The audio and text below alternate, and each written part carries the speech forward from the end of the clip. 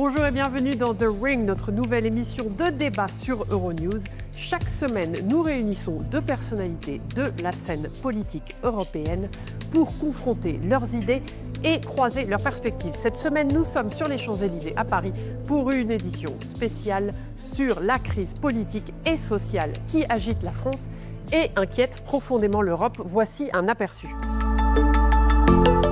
Depuis la dissolution de l'Assemblée nationale en juin 2024, l'Europe assiste impuissante au spectacle d'une France au bord de l'implosion, paralysée par une crise politique. Mais la France est un cas particulier.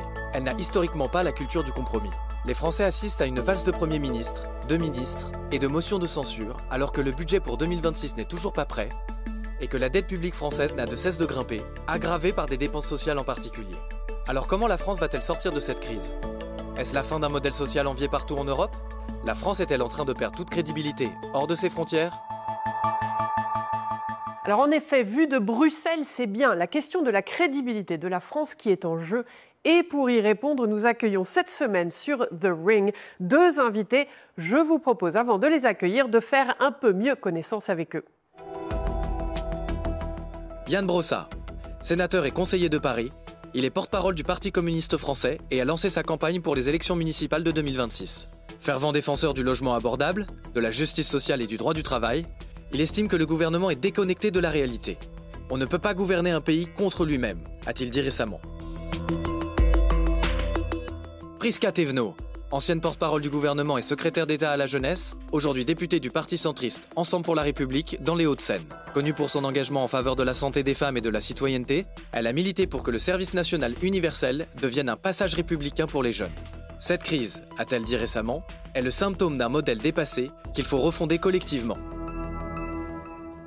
Alors Yann Brossat, Prisca Thévenot, bienvenue à tous les deux. Alors la première question, ce que la France vit aujourd'hui, c'est avant tout une crise économique ou une crise politique, Prisca Thévenot ? C'est un complexe sujet, effectivement. Nous avons un temps politique extrêmement dense, extrêmement compliqué, qui peut amener à une crise économique, effectivement. Yann Brossat ? Je pense qu'il y a une crise politique d'abord, un non-respect du suffrage universel. Il y a eu des élections législatives il y a un peu plus d'un an. Le président de la République a à ce moment-là décidé de dissoudre. Les Français ont dit qu'ils voulaient changer de politique et de fait, on a une espèce de coup de force qui fait que la même politique continue. Et c'est, je pense, ce qui crée une crise démocratique, institutionnelle dans notre pays. Je crois que nous y sommes. Coup de force, vous êtes d'accord, Prisca Thévenot ? Non, je pense que quand on est français et fier de notre pays, on peut dire que la démocratie, effectivement, vit des heures extrêmement compliquées, complexes, parfois douloureuses dans le débat, mais on ne peut pas dire qu'il y a un coup de force démocratique, surtout pas en France, quand on regarde ce qui se passe ailleurs en Europe. Je pense que plus que jamais, si on veut défendre l'état de droit, il faut aussi être en capacité de reconnaître que la France est une belle et grande démocratie. Ensuite, quand on parle de coup de force éventuel démocratique de la part du président de la République, je suis désolée. Effectivement, nous avons vécu il y a un an une dissolution qui a amené une nouvelle diversité politique à l'Assemblée nationale. Mais si aujourd'hui, la gauche française n'a pas réussi à placer un des leurs à Matignon, ce n'est pas de la faute du président de la République, c'est la faute de la gauche elle-même qui n'a pas su s'entendre en son sein. Alors la faute de la gauche elle-même, j'imagine, Yann Brossat, que ça ne vous plaît pas forcément ce genre de phrase. D'abord, vous savez, les résultats aux dernières élections législatives font foi. Il y a eu effectivement ces élections parce que le président de la République a décidé de redonner la parole au peuple. Le peuple a parlé et de fait, il a placé, contre toute attente d'ailleurs, le nouveau Front populaire, c'est-à-dire une coalition de gauche, en tête des élections législatives. Et pour ce qui concerne le camp du président de la République, ce qu'en France on appelle les macronistes, c'est pas un très joli terme, mais enfin c'est comme ça qu'on les appelle, ils sont arrivés troisième. Et nous nous retrouvons dans une situation pour le moins paradoxale quand même, où ceux qui ont été battus aux élections législatives continuent à diriger ce pays. Et ça, inévitablement, ça crée une forme de distorsion entre le résultat des élections, le suffrage universel, et la politique qui est menée aujourd'hui. Puisque de fait, c'est la même politique qui continue. C'est vrai qu'il y a eu 3 premiers ministres différents depuis un an, alors même que les Français ne voulaient plus de ça. Ils ne voulaient plus de cette politique de l'offre. Les Français, quand on les interroge dans les sondages, ils disent qu'ils sont de plus en plus déconnectés de la politique aujourd'hui et qu'ils voient justement cette politique comme un combat de coq où il n'y a aucune véritable lisibilité. Oui, mais les combats de coq, et je suis désolée Yann Brossat, il faut regarder ce qui se passe à l'Assemblée nationale aujourd'hui. Ce que vous décrivez, c'était il y a un an, au moment effectivement de la dissolution et des élections législatives partielles.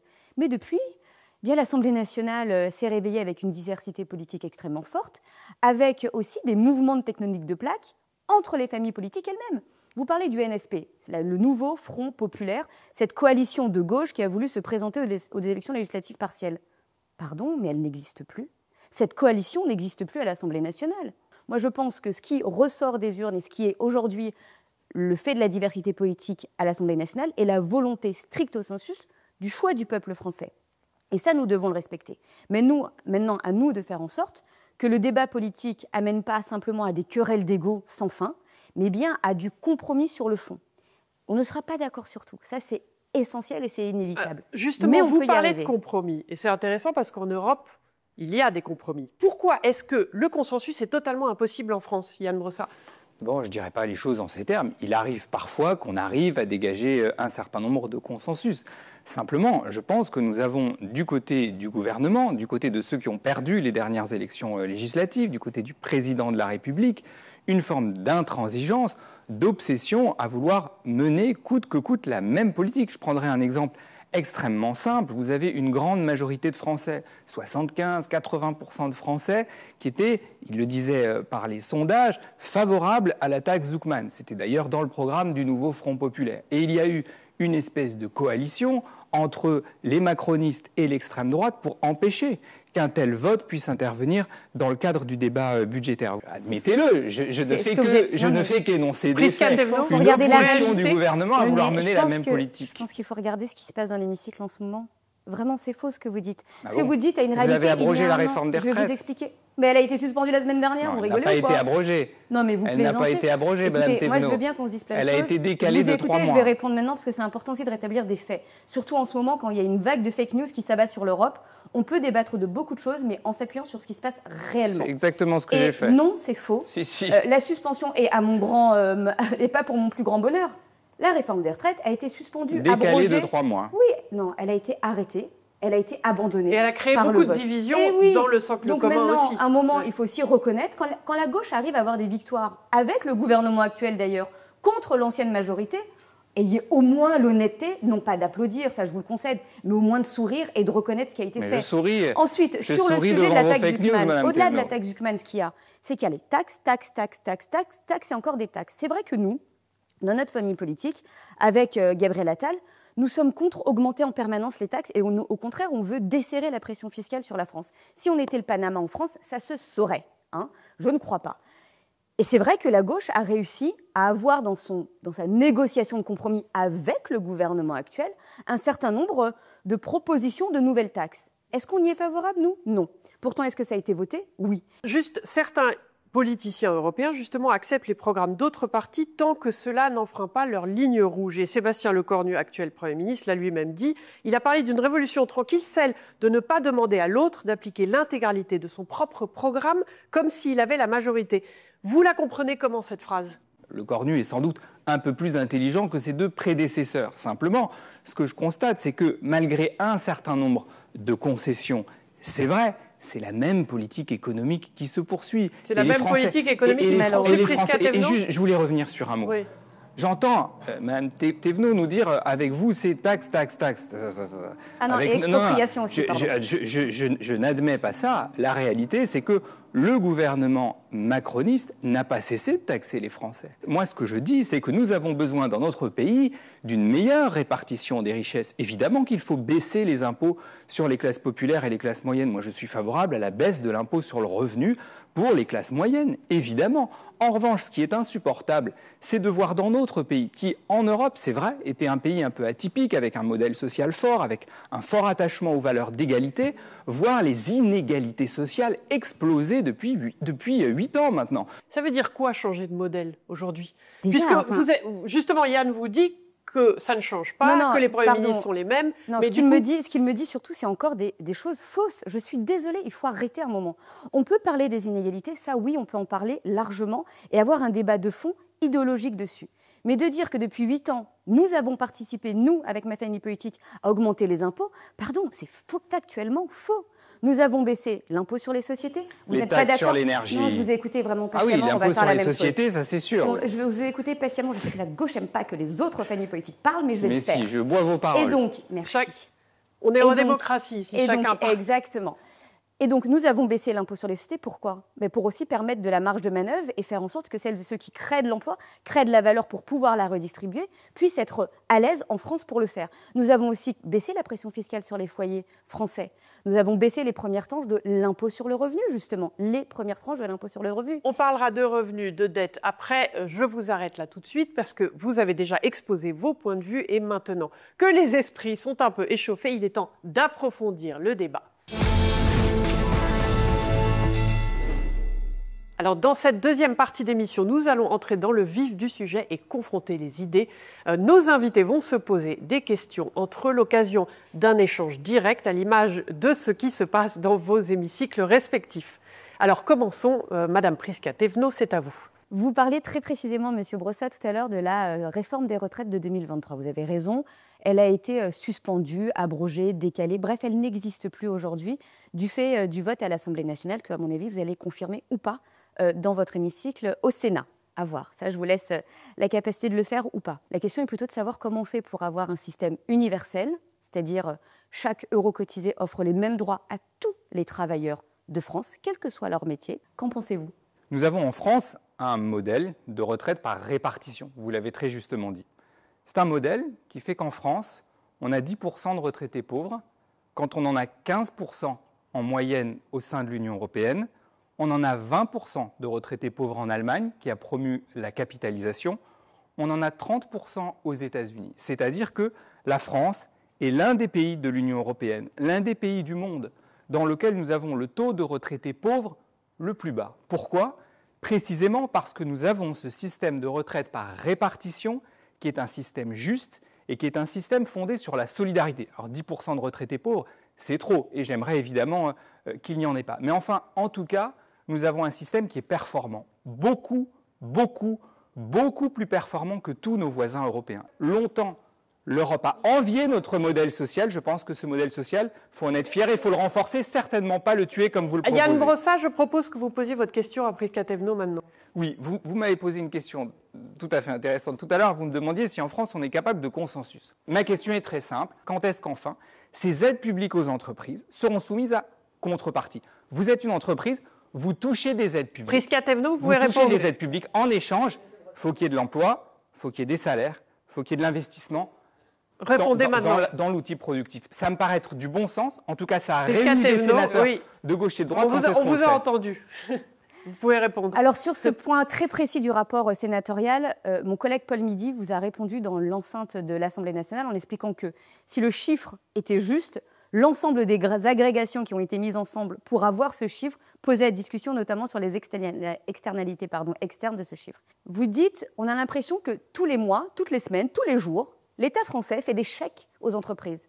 Non, il y a des exonérations de charges. Parce que oui, il y a énormément... Ça, c'est 70 milliards, non, vraiment, c'est pas 200. Je vous ai écouté, M. Brossat, c'est désagréable, c'est pas cool. Mais c'est pas vrai. Oui, mais c'est vrai que vous me coupez la parole. Allez-y. Donc, il y a des exonérations de charges extrêmement fortes, des charges extrêmement fortes sur nos entreprises. Donc, il faut qu'on puisse les libérer pour pouvoir créer un truc qui vous échappe, qui s'appelle de l'emploi. L'emploi est important dans notre pays pour permettre aux gens de vivre pleinement de leur travail, permettre par exemple aux femmes d'être libres dans notre pays économiquement, permettre aussi de créer de la valeur qui pourra servir à quelque chose qui, à mon avis, doit vous parler, qui s'appelle la redistribution. Parce que sans le cœur du sujet, qui est l'emploi, on ne crée aucune richesse et donc on ne la redistribue pas. Et donc c'est ça aujourd'hui qui est un problème, c'est que la gauche dans notre pays, mais dans sa globalité, la gauche, vous pourrez l'appeler comme vous voulez, le Parti socialiste, le Parti communiste, la France insoumise, considère l'ennemi public numéro 1 en France étant comme l'entreprise, l'entrepreneuriat. Et en parallèle, il nous dit il faut avoir toujours plus de cotisations, toujours plus de capacité de richesse pour pouvoir la redistribuer, mais il tape en permanence toute la journée sur celles et ceux qui créent. Et donc ça, il va falloir aussi un moment se remettre en capacité d'arrêter de considérer qu'il y aura un mal absolu dans notre pays, celles et ceux qui créent de la richesse. En revanche, ce qu'il faut pouvoir regarder, c'est la redistribution de cette richesse. Mais pour pouvoir avoir ce sujet-là, il faut arrêter de taper sur celles et ceux qui la créent. Moi, je vous arrête un instant parce que je vois que la question de la réforme des retraites, en règle générale, des aides publiques aux entreprises, ce sont vraiment des sujets qui sont très en débat aujourd'hui et qui peut-être vont créer un nouveau modèle. Et justement, on vous arrête là pour passer à la déclaration qui a fait les gros titres cette semaine. Alors, le journaliste et auteur Alain Duhamel a écrit dans Le Monde en septembre « Nous vivons à la fois une crise de régime et une crise de société. Le rejet par les Français des institutions, des partis et des responsables politiques atteint un niveau inédit, avec la tentation très préoccupante à mes yeux de remplacer la démocratie représentative par la démocratie d'opinion. » Alors, on en a un petit peu parlé dans cette première partie. Quand vous entendez cela, Yann Brossat, justement, ainsi qu'un récent sondage du Cevipof qui dit que les partis politiques n'inspirent confiance qu'à 10% de sondés et que la confiance s'établit péniblement à 20% pour les députés, n'est-il pas le moment de changer sa façon de faire de la politique ? Si, sans doute, mais je pense que ce qui est au cœur de la difficulté...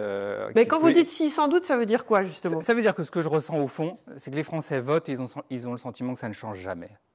Et j'évoquais les dernières élections législatives... Mais est-ce que vous pensez que vous pouvez changer ? J'évoquais les dernières élections législatives, ça remonte à plus loin. On est ici sur une émission qui parle de l'Europe. Lorsque les Français ont voté contre le traité constitutionnel européen en 2005, ils l'ont fait par référendum. Ils se sont mobilisés massivement. Ils se sont intéressés à ce scrutin. Derrière, on leur a imposé cette même constitution européenne via le traité de Lisbonne. C'est-à-dire que les Français votent et en réalité, on leur impose la continuation de la même politique. Ils veulent le changement, on leur impose la continuité. Comment voulez-vous, dans ce cadre-là, que les Français aient confiance en la politique ? Donc, le sujet, c'est plutôt comment on redonne du pouvoir aux Français, comment enfin on respecte cette volonté de changement qu'ils expriment, par des votes d'ailleurs parfois assez différents, parfois assez contradictoires, mais en tout cas, une chose est sûre, ils ne veulent pas que ça continue comme avant. Or, de fait, ils votent et tout continue comme avant. Et ça, à mon sens, c'est ce qui est au cœur de la crise. Comment est-ce qu'on redonne le pouvoir aux Français ? Quand vous dites ça, ça me semble encore très abstrait, puisqu'on dit qu'il faut changer tout le temps, mais qu'est-ce qu'il faut changer dans sa façon justement de faire ? Si vous permettez du coup que je vous réponde. Non, de faire la politique. Je vous on vous repose des questions après, mais c'est important parce que... En fait, le pouvoir est déjà dans la main des Françaises et des Français, surtout dans une démocratie comme la nôtre. Je pense qu'il est important de le rappeler. On ne peut pas passer notre temps, en tout cas nous en tant que responsables politiques, à être élus, en tout cas pour ma part, mais vous aussi à Paris, au suffrage universel direct, et expliquer que la démocratie ne fonctionne pas dans notre pays. En revanche, il y a un vrai sujet vis-à-vis des partis politiques. Les Français ne font presque plus confiance aux partis politiques en France. Pourquoi ? Et ça, on peut le comprendre largement. Parce qu'en permanence, au gré des sondages, au gré des opinions, eh bien, les uns et les autres changent d'avis. Les lignes idéologiques deviennent floues et commencent à bouger. Un exemple. L'extrême droite, on n'en parle pas depuis tout à l'heure, mais je pense qu'il faut en parler en France et notamment en Europe parce qu'on voit qu'il y a une vague extrêmement forte. Eh bien, elle nous dit toute la journée qu'elle veut défendre les entreprises, défendre l'entrepreneuriat, défendre le travailleur. Et puis quand on les voit en fait aux manettes, notamment à l'Assemblée nationale, eh bien, ils font tout autre chose. Ils ont plutôt d'ailleurs un programme économique plus proche de la gauche que d'un monde libéral. À l'inverse, la gauche aussi dans sa capacité nous dit toute la journée, et c'est vrai, je le dis assez simplement, j'avais un papa communiste. Donc je peux aller assez tranquillement dessus, qu'ils défendent les travailleurs. Mais comment on défend les travailleurs en tapant toute la journée sur les entreprises ? Pardon, mais sans entreprise, pas de travailleurs. Sans entreprise, pas de salaire. Sans entreprise, pas de richesse et donc pas de redistribution. Et donc c'est ça qui finit par agacer, parce qu'on a fini par avoir... Les Français nous demandaient un combat d'idées. C'est pour ça qu'on a une Assemblée nationale si diversifiée. Oui, mais du coup, quand on revient et en fait, on a une querelle d'ego, de bons petits hommes. Oui, mais quand on revient sur les partis, justement, est-ce que c'est pas l'attachement aux partis qui pose problème aujourd'hui ? Est-ce que les partis, en fait, finalement, on ne devrait peut-être pas s'en débarrasser tout simplement ? Mais bien sûr que non. Un parti, c'est un endroit où on réfléchit, où on est en capacité de proposer des choses et on est sur une capacité à avoir une vision très lisible de l'idéologie. Moi, je vous le dis assez simplement. Est-ce que ma position a changé sur l'Europe depuis 10 ans ? Non.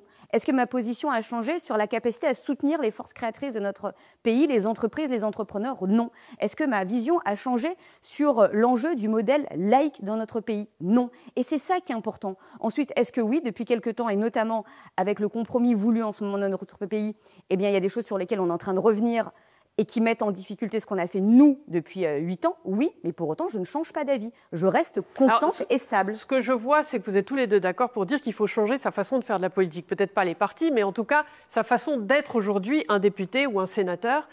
Je vous arrête donc là, parce que nous continuons sur 8 minutes de débat percutant sur cette crise politique inédite en France. À tout à l'heure.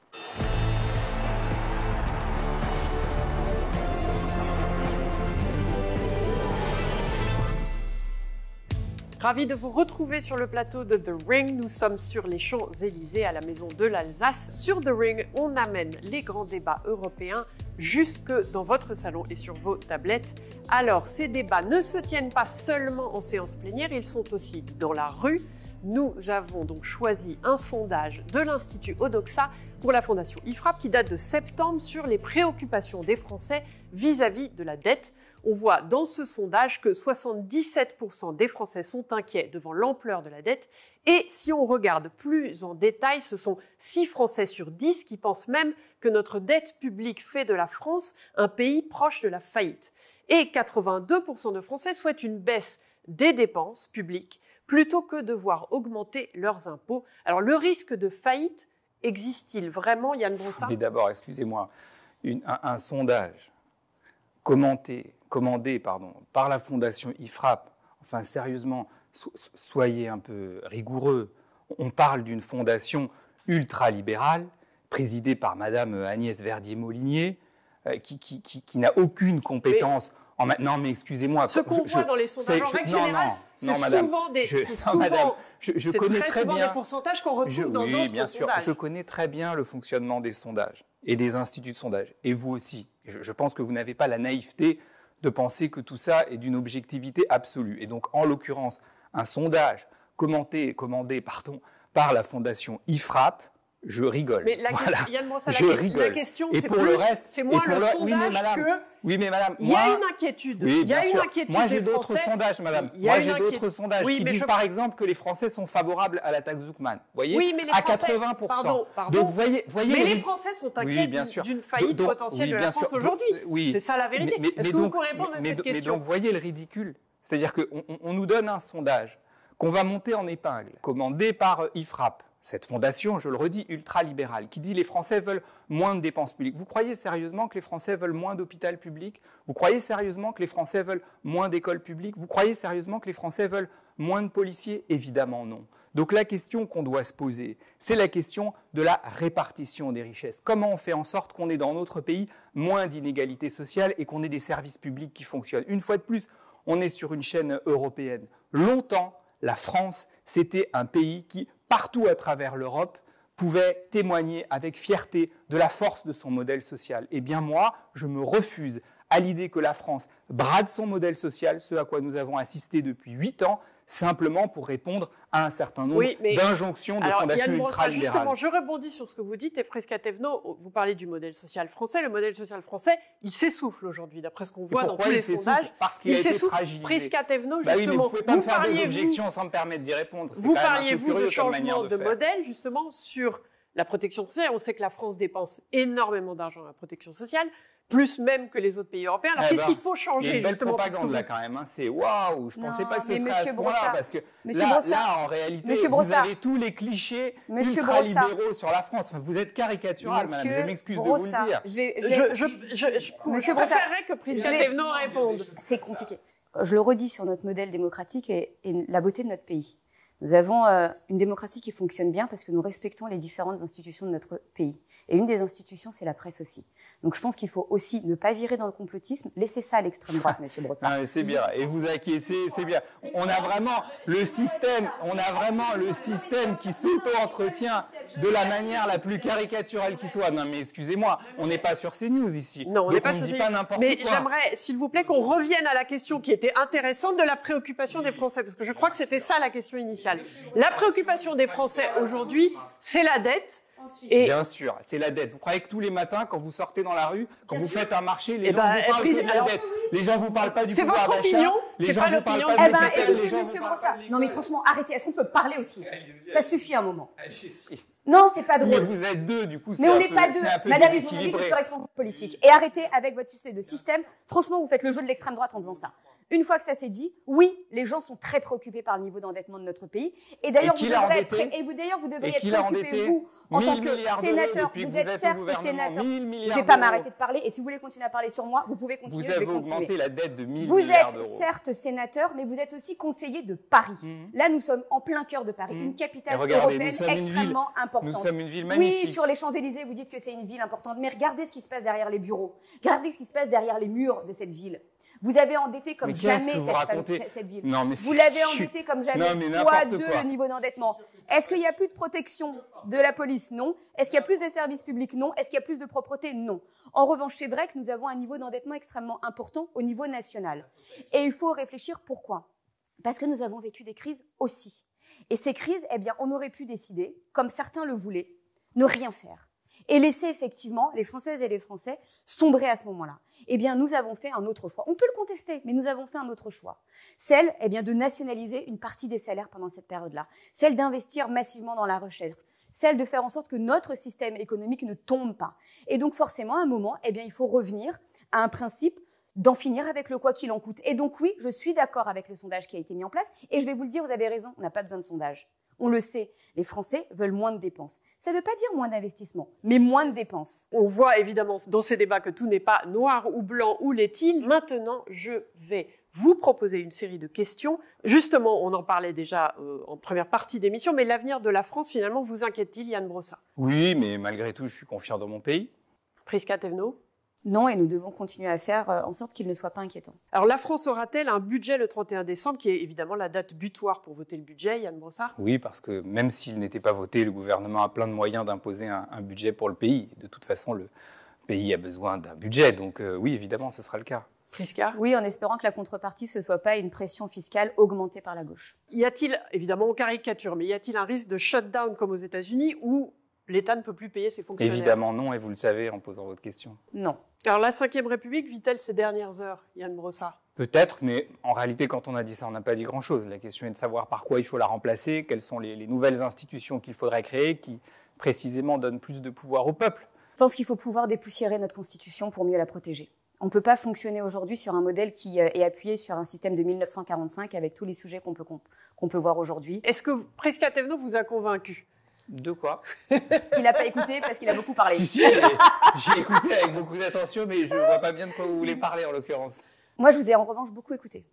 Et s'il y a un sujet sur lequel normalement on devrait pouvoir travailler, alors même si on n'est pas d'accord sur les modalités pour y aller, c'est lutter contre les inégalités de destin dans notre pays. Et le débat n'était pas assez long pour qu'on puisse le faire, mais j'espère qu'on pourra en avoir d'autres. Oui, effectivement, le débat pourrait encore durer des heures. Vous pouvez participer aussi à la discussion en nous écrivant à thering@euronews.com ou via nos réseaux sociaux. Merci encore à nos invités cette semaine et merci à vous de nous avoir suivis. À très bientôt sur Euronews.